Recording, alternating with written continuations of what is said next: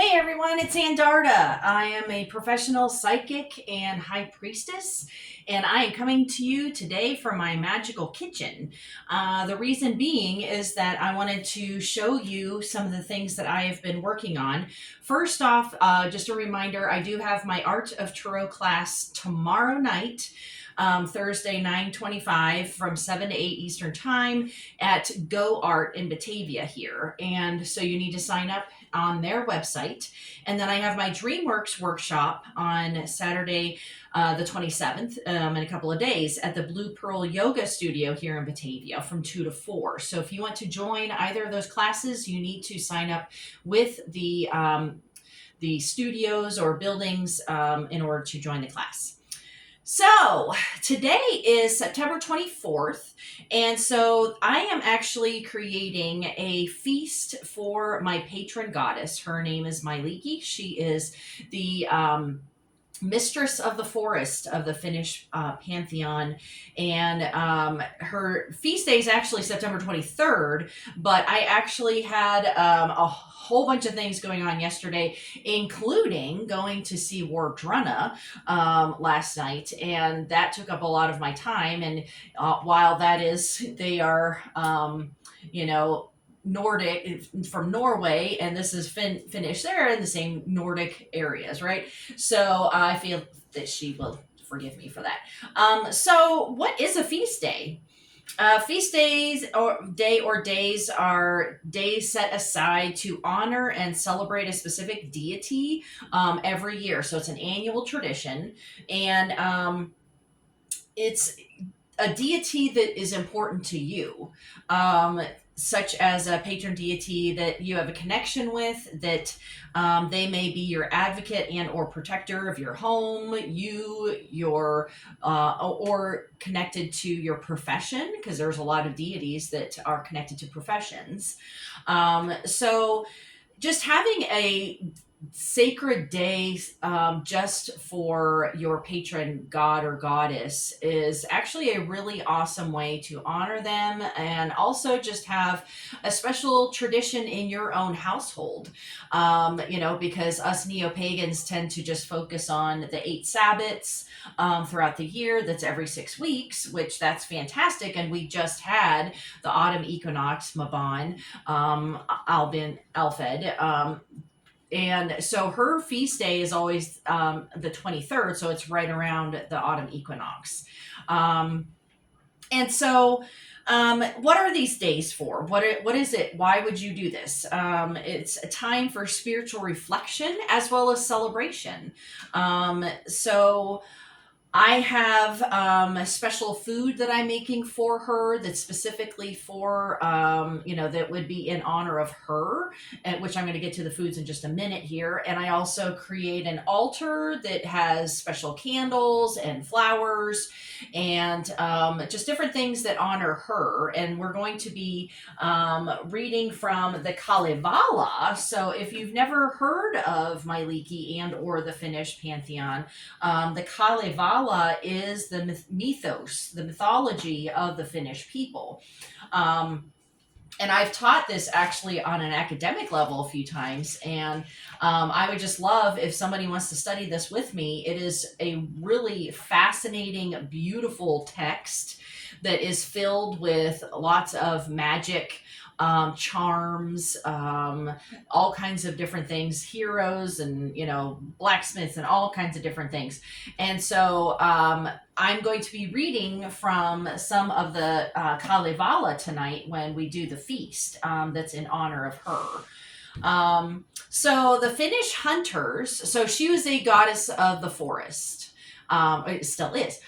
So the Finnish hunters would often sing or whistle praises to her before they would enter in any of her forests, seeking her blessing for a good catch, and then also giving offerings afterwards as a thanks to her and ensuring for the future abundance in her name.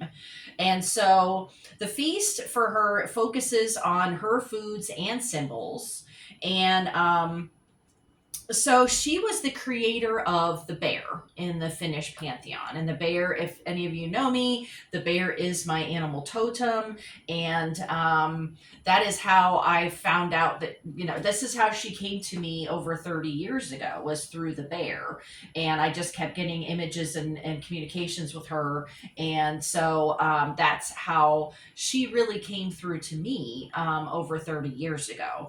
And so she's the creator of the bear, and she brought up the bear under a spruce tree. So the spruce trees are very important to the Finns. She's also a great healer. So she heals the paws of animals who have escaped traps, chicks that have fallen out of nests, any woodland creatures that have been hurt in some capacity. She is their healer. And so I am making tonight, well, right now, in my magical cauldron behind me, my crock pot, I have a fruit compote, or fruit soup, basically, that is stewing all day long. Because you just have to think of you can research some recipes that are of that tradition, of that pantheon, of that region. I do not have access to reindeer meat at all, but I am making salmon, smoked salmon for tonight, a whole plethora of it, because of her connection with the bear, and that the salmon was also very sacred. So I'm making, like a dessert with the fruit. I am making the salmon. I'm going to be doing some acorn squash and just utilizing some of the different tomatoes and things that I have grown myself, as well as some different, like sweet potatoes, things like that. So just any type of harvest. You think of the second harvest, and that is very much applicable to those feasts. And so, the feast day can include a prayer or invocation for that patron deity. So that's what I will be doing, is reading from the Kalevala. I will be calling upon her. There's going to be a space for her. So having a plate for your patron deity is also pretty important, because you're giving an offering to them, and you give them the best first. And you don't have to give much, because you're going to be giving this outside as an offering. I'm going to be taking it to a forest nearby as an offering, and burying it. And you can, talk about the things that you're grateful for. I mean, obviously, we think of Thanksgiving when we think of harvest and feasts and things like that, but that's exactly what they were. All of the different equinoxes were harvests that you really were very thankful for. Ancient people did not have modern conveniences like, grocery stores and whatnot. So it was whatever you were able to catch, grow, whatever. Now, feasting with other people, communal eating is very sacred, and it has to be in a space of honor. You don't have to, if you want to do a moment of silence, or just do some prayers, or just if you want to do like a dumb supper, that's more associated with Samhain. But also, the most important thing I feel is no screens. So having the television off, having the phones put away, so that you are present for each other while you are eating. It is community, it's a communal gathering that is sacred. And so you definitely want to show that respect to your patron deity. So the feasting is a powerful magic, because it creates bonds with others, allows you to talk about your day, etc. And if you really like doing this with your own family feast for your patron deity, then maybe starting bringing back the old fashioned, everybody eats around the table without television and screens. I think that we definitely have a disconnect in our society right now because of technology and because of how busy we are. That if you could even just do it once a week, where everybody gets together and no screens, so that way you can be present for each other and enjoy food together and break bread and whatnot. And so these are just some things that I wanted to point out, because this is something that I'm doing this evening for Mielikki, my patron goddess.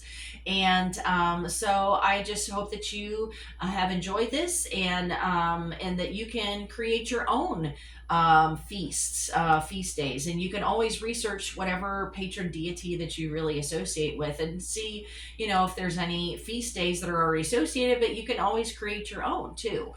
So don't feel that you have to, but just looking up to see what is already associated with them, or when the ancient people celebrated that deity's day, then that's a really good thing to do. Okay, so I hope that you all are doing fantastic, and I will see you all next week.